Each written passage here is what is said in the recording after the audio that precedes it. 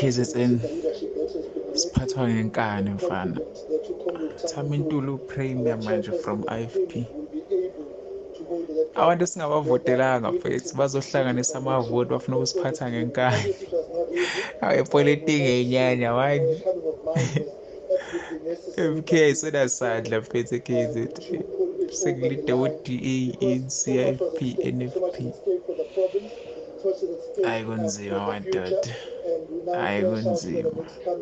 Angenzi kube kade sibafuna kube sibavotele kube baku-majority kube kade sibafuna vela sibafuna. That's why bengekho ku-majority. Hayi kusazoshuba la.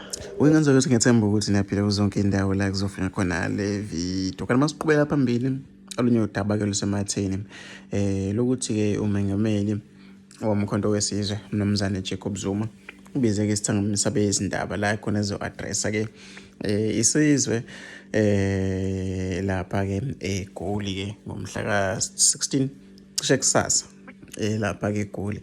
Ezinye zezinto ke lezi ehamba phambili noma ngezinye zezinto elindelwe kakhulu ukuthi ngabe ke kuzokwenzakala after kama result okhetho ke owenganisa kwethu.